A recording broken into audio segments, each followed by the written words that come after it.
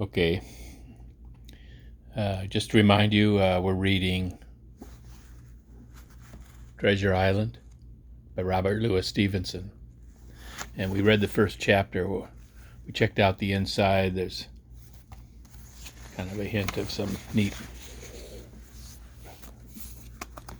illustrations coming up. And there was this dedication. And then this poem, which I thought was pretty interesting. Where's the poem? Because a modern book will have a thing on the dust jacket that says, "Oh, if you liked Silence of the Lambs, you're sure to like this book," and that kind of thing. And I thought, well, this is sort of a version of that,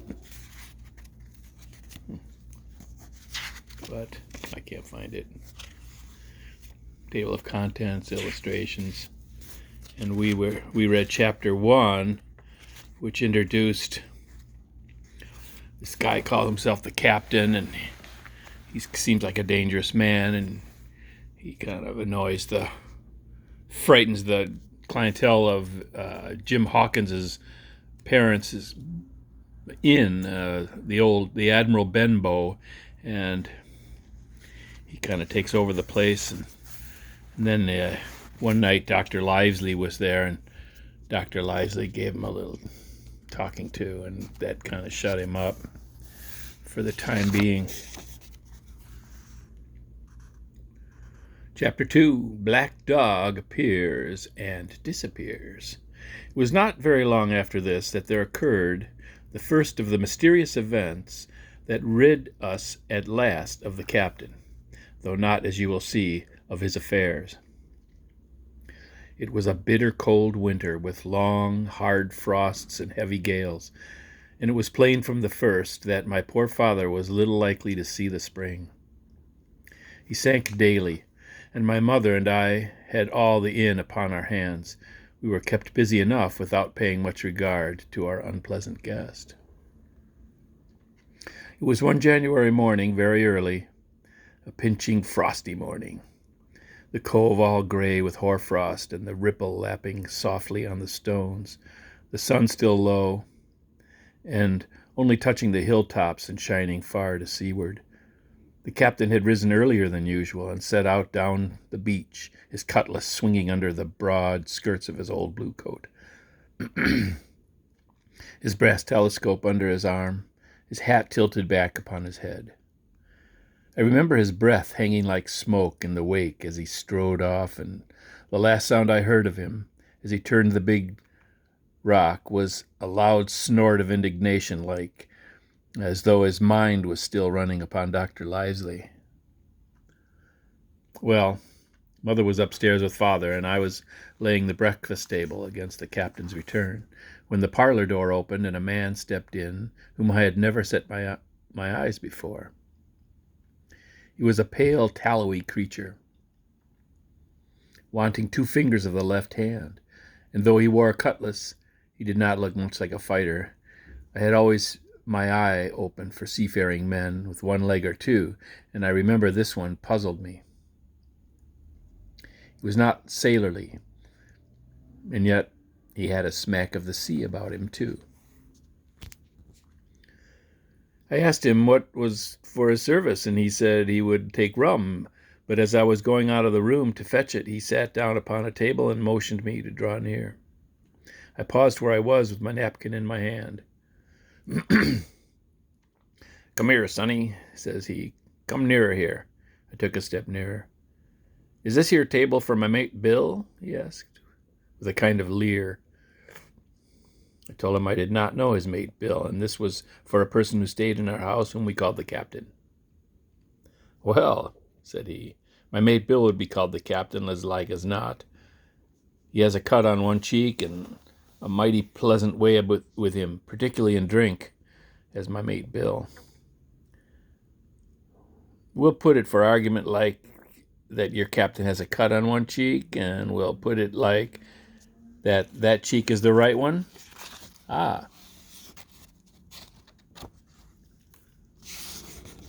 Well, I told you. Now, is my mate Bill in this here house?" I told him he was out walking. "Which way, sonny? Which way's he gone?" And when I had pointed out the rock and told him how the captain was likely to return, and how soon, and answered a few other questions, "Ah," said he, "this'll be as good as drink to my mate Bill." The expression of his face as he said those words was not at all pleasant, and I had my own reasons for thinking that the stranger was mistaken, even supposing he meant what he said. But it was no affair of mine, I thought, and besides, it was difficult to know what to do. The stranger kept hanging about just inside the inn door, peering round the corner like a cat waiting for a mouse. Once I stepped out myself into the road, and he immediately called me back, and as I did not obey quick enough for his fancy, a most horrible change came over his tallowy face, and he ordered me in with an oath that made me jump. As soon as I was back again, he returned to his former manner, half fawning, half sneering, patting me on the shoulder, and told me I was a good boy, and that he had taken quite a fancy to me. "I've a son of me own," he said, "and as like as you as 2 blocks, and he's all the pride of me art. But the great thing for boys is discipline, sonny, discipline. Now, if you had sailed along with Bill, you wouldn't have stood there to be spoke to twice, not you. That was never Bill's way, nor the way of sich as sailed with him. And here, sure enough, is my mate Bill, with spyglass under his arm, bless his old heart, to be sure. You and me'll go back to the parlor, sonny, and get behind a door, and we'll give Bill a little surprise. Bless his heart, I say again." So saying, the stranger backed along with me into the parlor and put me behind him in the corner so that we were hidden by the open door. I was very uneasy and alarmed, as you may fancy, and it rather added to my fears to observe that the stranger was certainly frightened himself.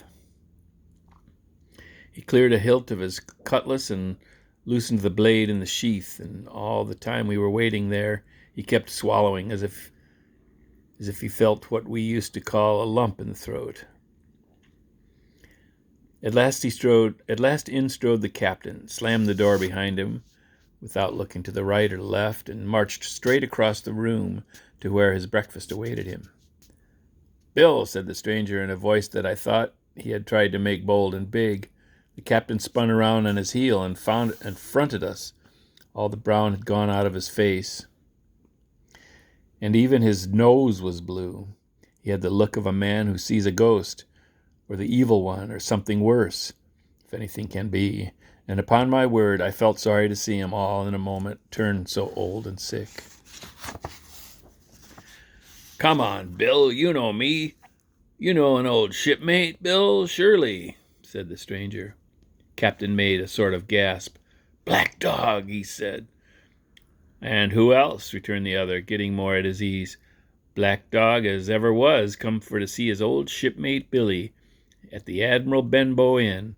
Ah, Bill, we have seen a sight of times, us two, since I lost them 2 talons," holding up his mutilated hand. "Now look here," said the captain, "you've run me down. Here I am. Well then, speak up. What is it?" "That's you, Bill," returned Black Dog. "You're in the right of it, Billy. I'll have a glass of rum from this dear child here, as I've took such a liking to, and we'll sit down, if you please, and talk square like old shipmates." When I returned with the rum, they were already seated on either side of the captain's breakfast table, Black Dog next to the door and sitting sideways, so as to have one eye on his old shipmate, and one, as I thought, on his retreat. He bade me go and leave the door wide open. "None of your keyholes for me, sonny," and I left them together and retired into the bar. For a long time, though, I certainly did my best to listen. I could hear nothing but low gabbling. But at last the voices began to grow higher, and I could pick up a word or two, mostly oaths, from the captain. "No, and an end of it," he cried at once. And again, "If it comes to swinging, swing all, I say." Then, all of a sudden, there was a tremendous explosion of oaths. and other noises, and the chair and table went over in a lump. A clash of steel followed, and then a cry of pain. In the next instant, I saw Black Dog in full flight and the captain hotly pursuing, both with drawn cutlasses and the former streaming blood from his left shoulder. Just at the door, the captain aimed at the fugitive one last tremendous cut and would certainly have split him to the shine had it not been intercepted by our big signboard of Admiral Benbow. You may see the notch on the lower side of the frame to this day. That blow was the last of the battle. Once out upon the road, Black Dog, in spite of his wound, showed a wonderful clean pair of heels and disappeared over the edge of the hill in half a minute. The captain, for his part, stood staring at the signboard like a bewildered man. Then he passed his hand over his eyes several times and at last turned back to the house. "Jim," says he, "rum." And as he spoke, he reeled a little and caught himself with one hand against the wall. "Are you hurt?" cried I. "Rum," he repeated. "I must get away from here. Rum, rum." I ran to fetch it. Out I was quite unsteadied by all that had fallen out, and I broke one glass and fouled the tap. And while I was still getting in my own way, I heard a loud fall in the parlor, and running in, beheld the captain lying full length upon the floor. At the same instant, my mother, alarmed by the cries and fighting, came running downstairs to help me. Between us, we raised his head. He was breathing very loud and hard, but his eyes were closed and his face a horrible color. "Dear, dearie me," cried my mother, "what a disgrace upon the house, and your poor father sick." In the meantime, we had no idea what to do to help the captain, nor any other thought but that he got his death hurt in the scuffle with the stranger. I got the rum, to be sure, and tried to put it down his throat, but his teeth were tightly shut, and his jaws as strong as iron. It was a happy relief for us when the door opened and Dr. Livesley came in on his visit to my father. "Oh, doctor," we cried, "what shall we do? Where is he wounded?" "Wounded? Fiddlesticks, and," said the doctor, "no more wounded than you or I. The man has had a stroke, as I warned him. Now, Mrs. Hawkins, just you run upstairs to your husband and tell him, if possible, nothing about it. For my part, I must do my best to save this fellow's trebly worthless life, and Jim here will get me a basin." When I got back with the basin, the doctor had already ripped up the captain's sleeve and exposed his great sinewy arm. It was tattooed in several places. "Here's luck," "a fair wind," and "Billy Bones, his fancy," were very neatly and clearly executed on the forearm, and up near the shoulder was a sketch of a gallows and a man hanging from it, done, I thought, with great spirit. "Prophetic," said the doctor, touching this picture with his finger. "And now, Mr. Billy Bones, if that be your name, we'll have a look at the color of your blood. Jim, are you afraid of blood?" "No, sir," said I. "Well then," said he, "hold the basin." And with that he took his lancet and opened a vein.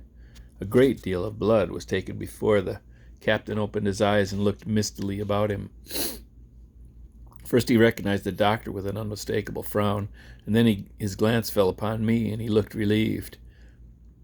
But suddenly his color changed, and he tried to raise himself, crying, "Where's Black Dog?" "There's no Black Dog here," said the doctor, "except what you have on your own back. You have been drinking rum, and you have had a stroke, precisely as I told you.